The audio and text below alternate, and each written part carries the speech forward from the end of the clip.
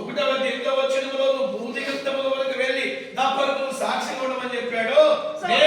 నేను ఆ యాక్సెప్టెన్స్ నేను అంగీకరించానంటే దేవుడు చెప్పిన దానికి నేను అంగీకరించాను. వెళ్తాను ప్రభా, నువ్వు నన్ను ఎక్కడికి పంపినా నేను వెళ్తానని నేను అంగీకరించాను. Since the Holy Spirit is very strong in me telling that you have to go for this project, I said yes. Even 2 times cancelled. 3rd time I booked the ticket and came here. గమనించారా, 2 సార్లు ticket book చేసుకుని cancel చేసినప్పటికీ నాకు ఏమాత్రము నిరుత్సాహం కలగలేదు. 3వసారి ఎప్పుడైతే 31 dates fix చేశారో నేను వస్తానని చెప్పాను. Okay, it is fine. What I did, I fasted, I prayed, I collected material, I typed day and night, I sat, I prepared all this and brought here. గమనించండి, ఈ 2 దినాల క్లాసుల కొరకు నేను ప్రార్థించాను, ఉపవాసం ఉన్నాను, చాలా పుస్తకాలు నేను చదివాను, ప్రభు నడిపింపు నేను పొందుకున్నాను ఇక్కడికి రావడానికి ముందు. I was very conscious then my work what I did for the school, I want to do the best for God. గమనించండి, నేను ఆ యొక్క స్కూల్ ఎడ్యుకేషన్ ఇన్స్టిట్యూట్ లో ఉన్నప్పుడు పిల్లలకి ఎలాంటి బెస్ట్ ఎడ్యుకేషన్ లెసన్స్ టీచ్ చేసేదానో ఈ 2 దినాలు కూడా అంతకంటే ఎక్కువ బెస్ట్ ఈ యొక్క బైబిల్ స్కూల్ లో టీచ్ చేయడానికి నేను దేవుని చేత పంపబడ్డాను. గమనించండి, 30 రోజులకి మా యొక్క స్కూల్ ఆ యొక్క మేనేజర్ ద్వారా నేను డబ్బుకి ఎలాగైతే నేను కమిట్మెంట్ నేను పనిచేశానో ఈ 2 దినాలు ఇక్కడ మీకు దేవుని వాక్యాన్ని పంచడం ద్వారా, వెదజల్లడం ద్వారా, బోధించడం ద్వారా ఆ పరలోకపు తండ్రికి నేను అకౌంటబుల్ చెప్పవలసిన దానై ఉన్నాను. Yesterday when I came here, I was not at all disappointed when I saw this power cut, this, that. Nothing came to nothing burdened my heart, or I was not at all heavy. Actual గా మేము అసలు ఈ 2 దినాల teaching projector మీద మీకు teach చేయాలి, projector కూడా తీసుకొచ్చాం.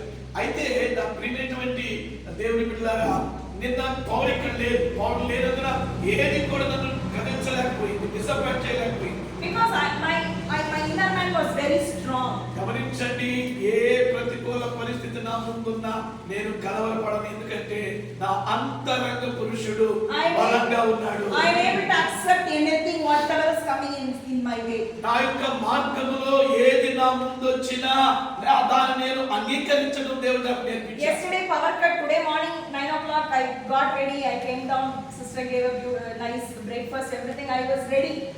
మరి ఉదయం వేళలో నేను 9 గంటలకల్లా చక్కగా సిస్టర్ గారు నాకు సిద్ధపరిచారు, బ్రేక్ఫాస్ట్ చక్కగా రెడీ అయ్యాను, క్లాస్ రావడానికి సిద్ధంగా ఉన్నాను. And pastor, they both were discussing about the class because nobody turned up 10 o'clock. మరి యాక్చువల్ గా 10 వరకు పాస్టర్ గారు సిస్టర్ గారు నేను ఇద్దరు కూడా 10:30 again nobody. 10:30 దాకా ఇద్దరు కూడా కూర్చొని డిస్కషన్ చేస్తా ఉన్నాము. So pastor was telling he will go.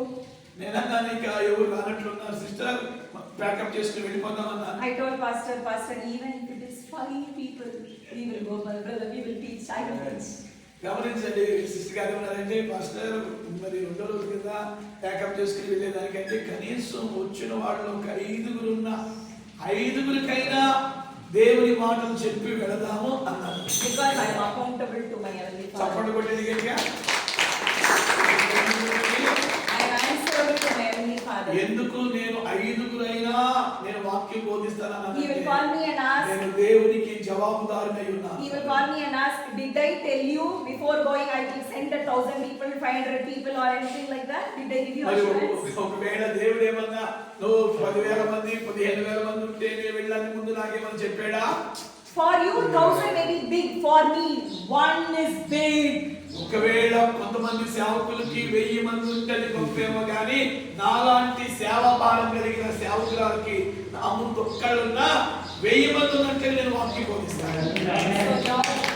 Take a decision, whatever comes in my way I will accept. ఒకవేళ సేవా పరిచర్యలో నువ్వు దూసుకెళ్తూ ముందుకెళ్తూ ఉన్నప్పుడు కొన్ని ప్రతికూల పరిస్థితులు నీ ముందు వచ్చినప్పుడు వాటిని నువ్వు అంగీకరించడానికి